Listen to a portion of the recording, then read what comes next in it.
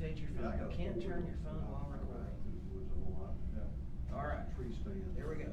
Live? We seem to be live.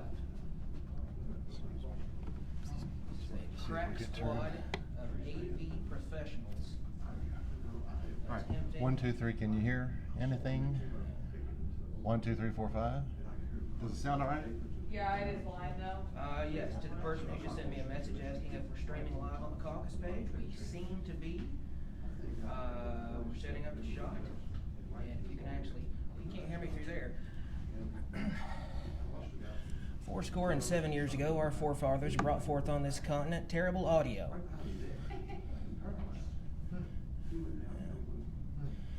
Yeah, all right. 1, 2, 3, 4, 5. Would you see if anyone is yelling at us via the chat on the phone there? No? Okay. Yeah, do you have your phone with you? You pull out the caucus Facebook page and let me know if this is working. Yeah, for those of you who may be watching this stream right now, we are attempting to sort out the streaming situation. The press conference is scheduled to go in 10 minutes. We have very industrious members of the press corps here with us, and one intern who knows more about setting up audio equipment than I do. And we are attempting to rectify the situation such as it is.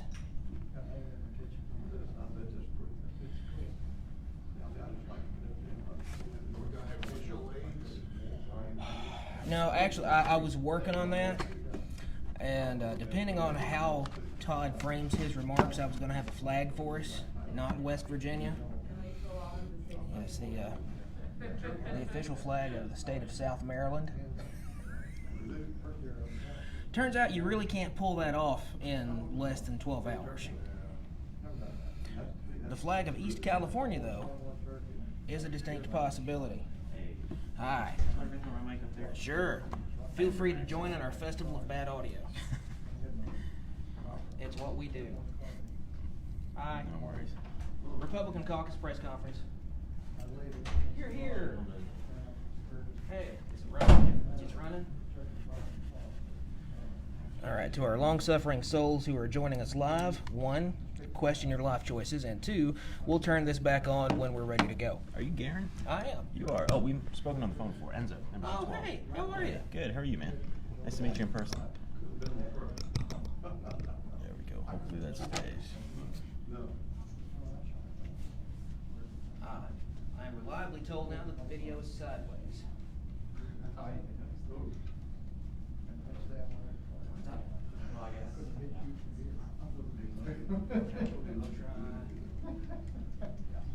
Yes, rotate your phone.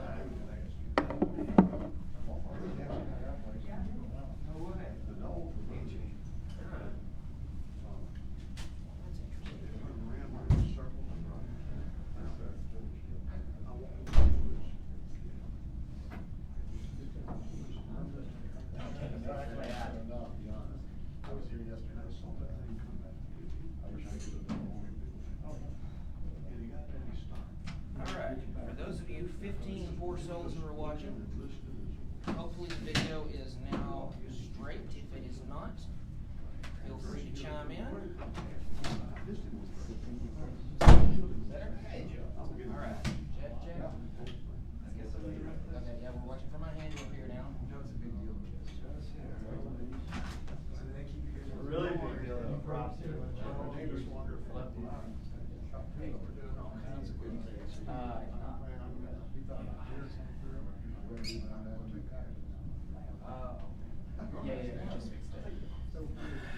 All right, anybody need a white balance? Anybody need a mic check?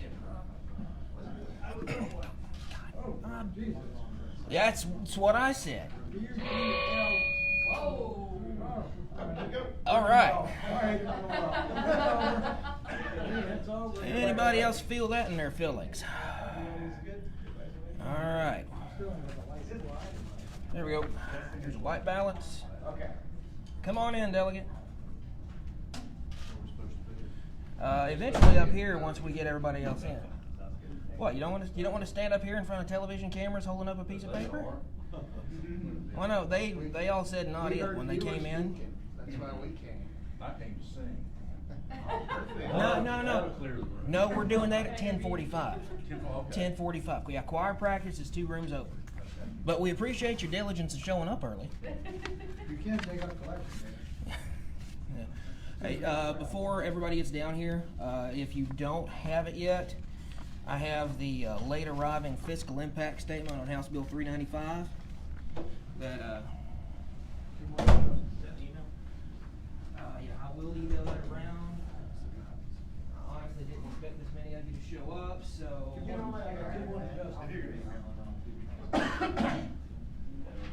we doing? How are you? Okay, well that's it. Please. Here's the star. Is it? Somebody needs to. Hey, just so everybody knows, the stream is live. Oh, good.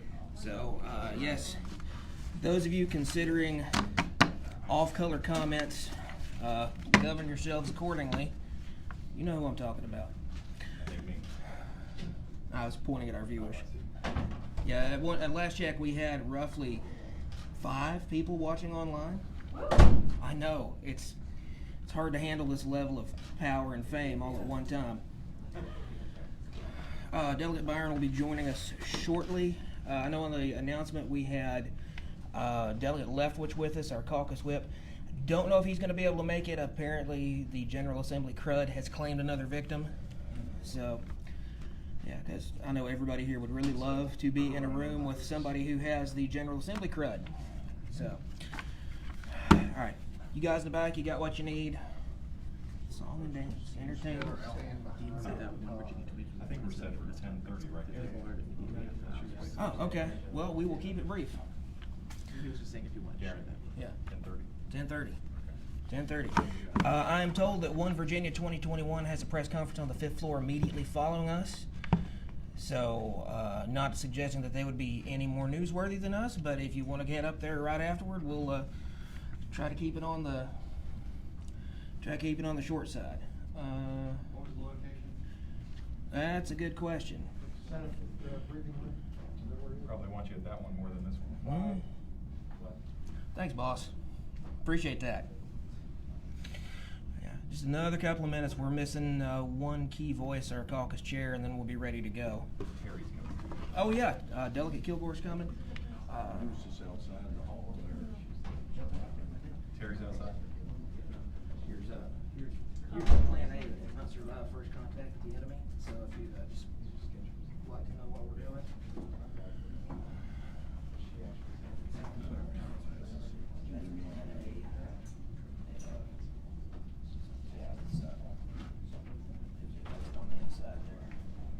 Good morning.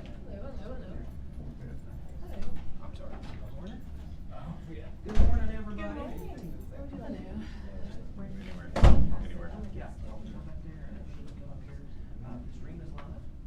So, good morning. Did you have to stay for the Senate last night? No. God bless streaming. I think when Terry gets here, we can start. Yep. Need one more. You need one more? One more. Has the person talking? Oh. Yeah, I'm looking at the other side. I'm looking over here with my dark blue guys.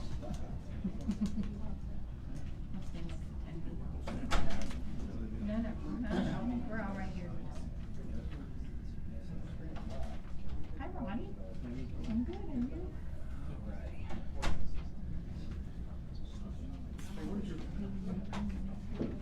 Where can I get, where can we pick up this last drink?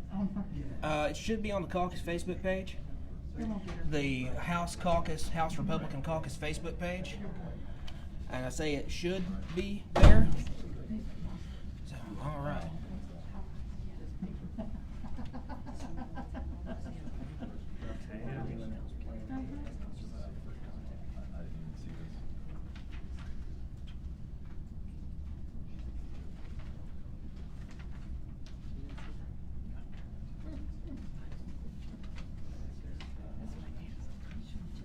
You probably emailed it to me, right?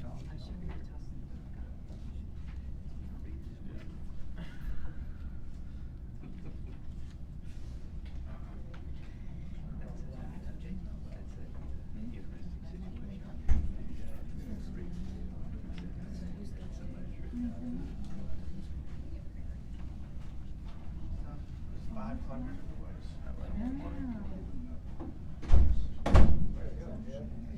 I in your way, Bob? I don't want to take the front stage by any means.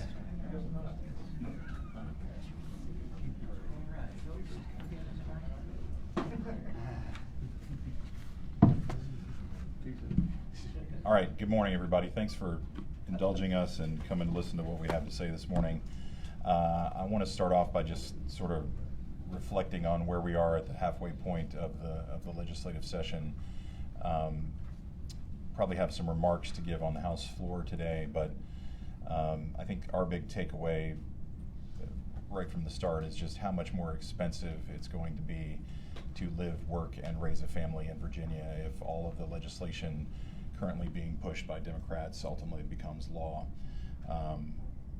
I think when Democrats hear business and our #1 business ranking, they think of some nebulous entity, big business or business, and fail to realize that when the business climate is damaged, they are doing damage to people's ability to get a job, to keep a job, to have good benefits, to have economic opportunity, to start their own business, to be able to thrive in that business. And we see them retreating to their talking points over and over again without really listening to the people that are coming before these committees and telling stories of how this is going to impact their ability to hire people, to keep people, to maintain a thriving economic environment. Those are real concerns that real people have, and we're going to see that play out if all of this becomes law. Couple that with all the additional taxes, all the additional energy costs that are going to be faced by especially the most vulnerable of our fellow citizens with all of these policies being enacted, and cumulatively it's a recipe for disaster for our economic fortunes and the personal fortunes of our fellow Virginians going forward. I did want to take a minute to highlight something that's very personal to me, given my 14 years as a prosecutor and about a decade otherwise as a criminal defense attorney in the criminal justice system. I've served on the Sentencing Commission, I've served on the Crime Commission. I understand these issues as a practitioner and as somebody who's studied policy and helped enact policy, chaired the criminal subcommittee for the past 2 years.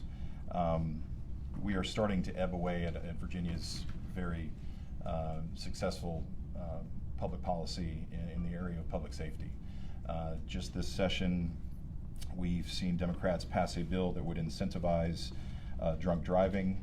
This is a fine point for anybody who doesn't understand it, but as I tried to explain on the floor, the bill that Delegate Lindsay carried that would now allow you to have a restricted license for refusal to take a blood or breath test actually eliminates any need for anybody to ever blow into the machine, as we say. There's going to be no consequence if you do that. The consequence used to be that you were warned that you couldn't drive for a year, and now that's not going to be the case. So very concerned that we are incentivizing drunk driving in our public policy if that moves forward. We saw an additional cost of living increase for thieves. Just a few years ago, we had a deal whereby victims of crime would be guaranteed to get their restitution paid in short order, and in exchange for that, we finally relented on the increase in the larceny threshold for felonies from $200 to $500. That was just a couple of years ago. Now we've seen that jump to $1,000.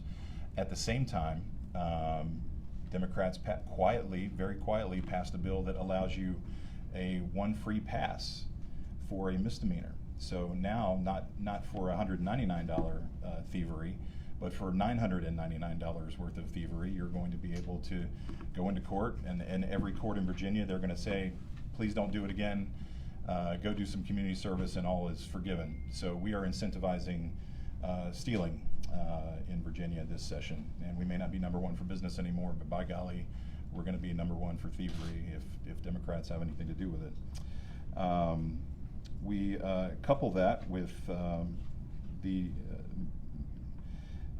fact that if you are illegally present in the United States and you engage in any of that thievery or frankly anything else, do not be afraid, because nobody's going to call the authorities in Washington when you get caught by your local law enforcement. That is another agenda item being checked off by our Democratic colleagues that's going to ensure that more people who are dangerous to our community remain in our community when they could have otherwise been removed. We're happy to answer any questions after we're done here, but I want to turn it over now to Delegate Byron to highlight some other issues. Thank you.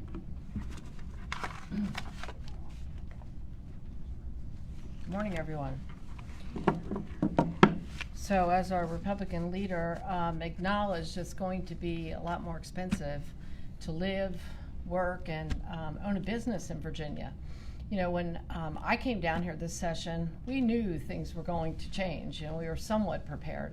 But until you sit on that floor day in and day out and listen to the bills as they're explained and the enthusiasm of which they're explained, do you realize the reality of the impact that this is going to have on our Commonwealth.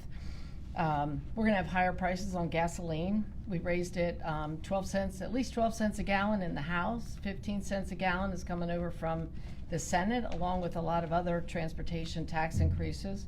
One area that you're going to feel it probably more than anything else is in your electric bill that you're going to be getting. Some of the initial estimates are at least $25 more a month, and that doesn't even include a lot of the initiatives that haven't been calculated yet, plus the cumulative effect of those bills that passed the last 10 years that are still a part of your rate increases that you're feeling today. And then, of course, we have the underground transmission lines and all the other things that the ratepayers are going to be paying for. So that is going to have a tremendous impact, not only on our businesses, but also on our residential living. You're going to pay higher property taxes. The Democrats passed legislation allowing collective bargaining for public employees. Public employees will now be able to hold local government and school boards hostage to mandate higher wages and benefits and higher taxes to pay for those services. Higher taxes for county residents. They ended the distinction between taxing authorities of cities and counties. So now counties will no longer require the General Assembly or voter approval to increase a wide variety of taxes.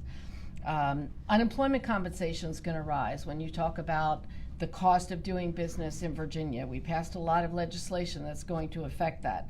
Liability insurance. There's a lot of bills that pass that are going to affect how businesses operate and those things that they are going to be liable for. We had the minimum wage increase, which is one of the biggest impacts, not only on our business community, but those of us that live in rural areas are going to feel the effects of that tremendously. You know, Virginia placed a competitive disadvantage to us in the southern states and even some of our Midwestern states. We also passed some of the most extreme abortion laws in the country. There's no longer a requirement that a doctor has to perform an abortion. There's no longer a requirement that abortions be performed in a facility that meets medical safety standards. And women will now be denied the right to see the results of tests taken prior to their abortion. They enacted just about every far left idea that you're seeing promoted right now on the stage by the presidential candidates. So Bernie Sanders is going to feel quite comfortable coming to Virginia. And we haven't even seen the budget yet. So next week when the budget comes out, we need to brace ourselves for the additional ones. Some other things that you can take note of is the integrity of Virginia elections. They repealed the voter ID requirement. We approved driver's licenses for illegal immigrants. We approved automatic voter enrollment at DMV. And just to make sure anyone who votes in Virginia can, they approved election day voter registration. Anyone can walk into a polling place, register to vote, and vote on the same day without time to verify whether or not they're entitled to vote. We'll now reward, and quite handsomely, illegal immigrants. The Democrats approved driver's licenses for illegal immigrants. They approved in-state tuition rates, which are taxpayer subsidized for illegal immigrants. And they made it easier for jurisdictions to become illegal immigrant sanctuaries. So collectively, you can just, the anti-business policies and all these others, call us the North Carolina Full Employment Act, because folks, that's what's going to happen. People are just going to head south. Businesses are mobile. And when businesses look at this, there's nothing that is going to entice them to stay here. The other thing that hasn't been mentioned yet is the healthcare costs. We've raised the healthcare costs once again in Virginia, something that people are not going to be able to afford. And the state has taken on forming their own state exchange, which is something else that should bring a lot of concern to people in Virginia. They raised taxes with the cigarette taxes for a reinsurance program to establish our own exchange, and then spend more money to lower our premiums, to attempt to lower them. There's no guarantee of that. And then sign more people up using the Virginia Department of Taxation so that people will check off the box whether or not they have insurance, so they can go out and market government services to them. So it sounds convoluted, and that's because it is. We also have taxes on bags. There's probably dozens of others that I've forgotten. We have the plastic bags at the store that the retailers are going to have to figure out what goes in what bag, and if you can combine dry goods with wet goods, if you tax that bag or don't tax it, and the list goes on and on. So we'll continue to keep you apprised. I don't know who is up after me.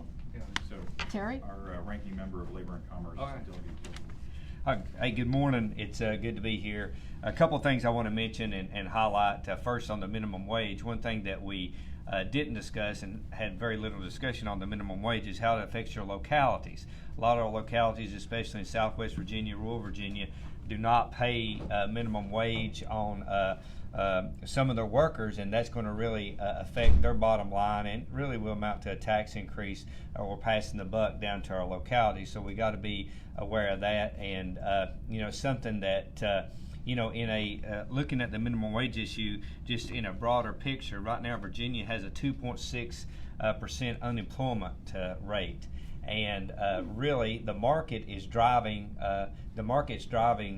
what people pay, what they get, and what they're earning. So it's the market's working right now, and this may be the wrong time, and it is the wrong time, I would suggest, to come out with a $15 an hour mandatory minimum wage.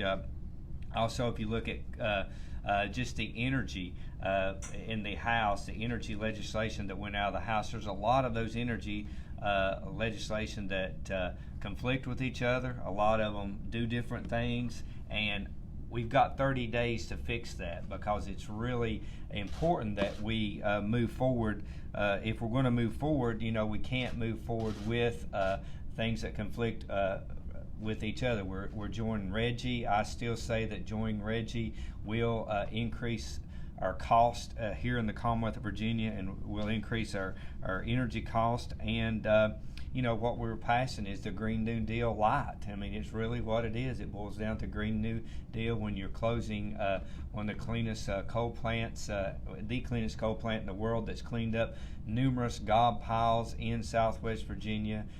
Millions of tons of gob piles have now that were going into the Clinch River and some of our pristine rivers. We've been doing it, and Dominion's been doing it with an environmentally friendly way, and cleaning up the environment in Southwest Virginia. And hopefully we can work on that as we move forward. But we prided ourselves as a caucus on being very business friendly, and working with our governor's office, working with VEDP. We attained that #1 ranking. Folks, we will not be #1. I live right on the border with Tennessee. Yesterday, Tennessee passed right to work.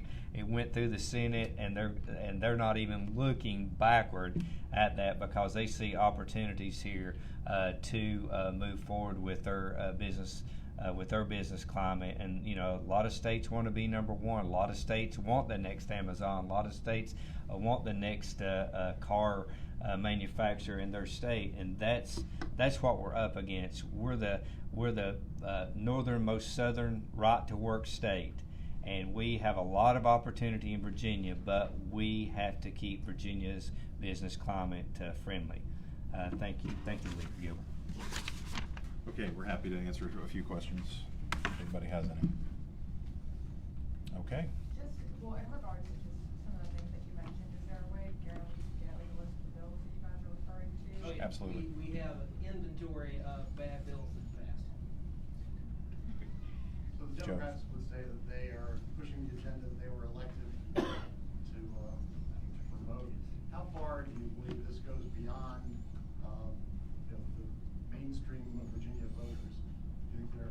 far beyond what most Virginians support? I think Democrats ran their elections last year primarily on trying to take advantage of people's various levels of anger at President Trump on their side, and that the policies being enacted right now are going to be a rude awakening to the majority of Virginians, even people who voted for Democrats last year, as they continue to have to dip into their pockets more and more to pay for this agenda. Yes, ma'am. Are there any wins for Republicans at all over the last few weeks? Yeah, that's interesting, and I think we're reflecting on that right now. And today, for those of us who've been here a while, the last couple of days it's been difficult to watch the eroding of things that we've tried very hard to protect in terms of protecting Virginia and its citizens. We see the work being done here now as damaging Virginians and their opportunities. And so I think the time for reflection on whether we've been able to find any rays of sunshine here will come, but today is not it, probably. We have one more before I want to get you guys up to the One Virginia thing. So Any thoughts on the marijuana decriminalization bills moving forward in the House and Senate? Yeah, we had some of our members support that. My personal view, and this is just me talking, I think everybody is sort of all over the place about this, and this is someone who voted to legalize CBD oil for medicinal purposes. You know, I think a majority of our caucus sort of looks at this issue and sees the complexity of it, and looking to other states, we see that other states have done varying degrees of changes in their marijuana policy, and I think in those states we've seen varying degrees of success and unintended consequences and problems that have arisen. And so my personal thought is that we should let those other states make all those mistakes before we go down the road of drastically changing marijuana policy. But we're on that road right now anyway, so hopefully whatever unintended consequences come of it can be cleaned up quickly, but that remains to be seen. Thank you all very much. guys, thanks for coming. If you are not on my must annoy list, email me, gshipley@virginiahouse.gop. We'll get you the bills list. That's just, We'll get this is you- just for today's, yeah, we'll send this out. We're gonna send this out. If you'd like to be annoyed You wanna for send- gaggles in the future.